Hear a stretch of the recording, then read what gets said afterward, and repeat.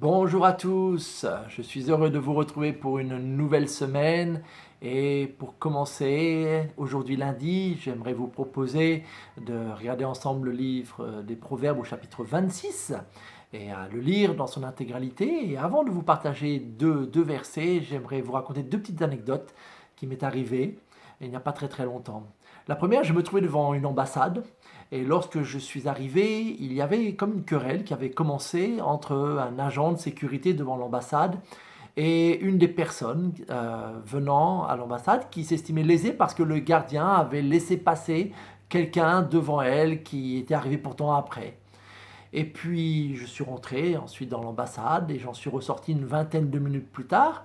Sauf que cette fois-ci, c'était tout un attroupement d'une bonne vingtaine de personnes qui se disputaient, qui se querellaient, et toujours à ce même sujet, à savoir le gardien qui avait laissé passer quelqu'un devant une autre personne. Et cette fois-ci, une vingtaine de personnes participaient à la dispute, ça se querellait, ça s'insultait joyeusement, et ça faisait un bel attroupement devant l'ambassade sur la route. Il y a quelques semaines de cela, je me trouvais à Carrefour, j'allais faire mes courses et il y avait ces files indiennes pour rentrer dans le magasin. Et à un moment donné, dans la file, j'entends des éclats de voix derrière moi et je me retourne et je découvre qu'une dispute commence entre deux clients parce que l'un de ces clients qui fumait envoyait sa fumée dans l'arrière et donc du coup la fumée arrivait dans le visage de la personne derrière qui s'inquiétait parce qu'avec les postillons, on ne sait pas ce qu'il peut y avoir dans la fumée de cigarette et donc grosse dispute. Puis les choses se calment et une minute après, j'entends que la dispute redémarre. Et puis les choses se calment à nouveau. Et puis une minute après, de nouveau, la personne redéclenche et ramène le sujet et dispute comme ça qui a fait l'animation de la file indienne jusqu'à rentrer finalement dans le magasin. Et ces deux petites anecdotes me font penser aux versets 20 et 21 du chapitre 26 du livre des Proverbes. Quand il n'y a plus de bois, le feu s'éteint. Quand il n'y a plus de calomniateurs, la querelle s'apaise. Les charbons donnent de la braise, le bois alimente le feu, et l'homme querelleur attise la querelle. Je suis sûr qu'il vous est arrivé d'assister à une de ces scènes que je viens de décrire, une querelle qui prend du volume avec un certain nombre de protagonistes comme ça qui jettent à chacun leur tour du bois et finissent par allumer, attiser une querelle qui prend de plus en plus d'ampleur. Quand on y assiste comme ça, en général, on a un regard assez critique sur les personnes qui se livrent à cela. C'est moins drôle quand on réalise que l'on est parfois une de ces personnes. Je n'ai pas de mal à juger ceux et celles qui assez facilement se livrent à des querelles publiques.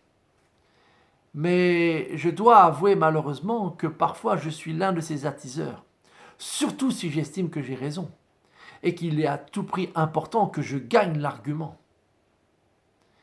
Et le livre des Proverbes nous met en garde, sérieusement, contre ce danger de attiser un incendie. Un petit feu de cheminée est très agréable, ou peut faire un barbecue, mais un incendie incontrôlé n'a rien de drôle. Et lorsqu'on attise la colère ou la querelle ou la rumeur en y jetant notre bois, on participe à quelque chose qui peut être très dangereux, aux multiples dégâts. Parfois, certaines querelles, les gens en viennent aux mains et il y a des blessés.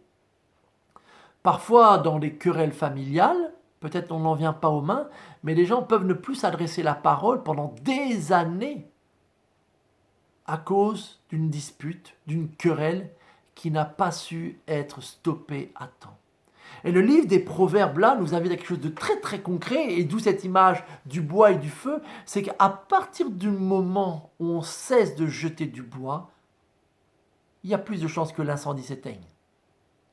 Et donc, c'est de notre responsabilité de chrétiens, de personnes qui veulent grandir dans cette sagesse, que quand il y a une querelle, que quand nous sommes entrés peut-être dans une discussion qui tourne à la dispute, de puiser sagesse et réflexe à ne pas jeter du bois, à ne pas vouloir avoir le dernier mot, à ne pas vouloir à tout prix l'emporter, avoir le dessus, Et combien c'est difficile parfois, surtout si, voilà, on estime, et peut-être il se pourrait qu'on ait une part de vrai dans cette dispute. Mais l'amour et la sagesse nous invitent à plutôt chercher la fin de la querelle, à ne pas rejeter du bois, afin de ne pas l'attiser. Et c'est ce que j'aimerais vraiment vous inviter, si vous êtes comme moi, quelqu'un qui lutte avec cela, verbalement, à vraiment demander au Seigneur la grâce d'être un artisan de paix, à être une personne qui sait éteindre les incendies plutôt que de les allumer, qui sait faire profil bas ou se taire ou ravaler son orgueil tout simplement, pour ne pas attiser querelles, disputes, calomnies. Parce que vraiment, quand on y assiste de l'extérieur, ce n'est pas un beau spectacle.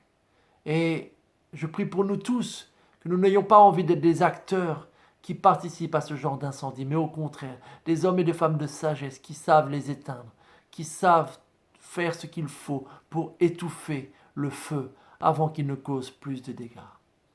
Alors si cette semaine, des occasions se présentent à nous d'agir ainsi, que le Seigneur nous donne la sagesse d'être vraiment des hommes et des femmes de sagesse par leurs paroles, par leurs propos bienveillants, et que le Saint-Esprit nous inspire les bonnes attitudes dans ces situations-là. Que Dieu vous bénisse et je vous souhaite une très bonne journée et une bonne semaine avec notre Seigneur.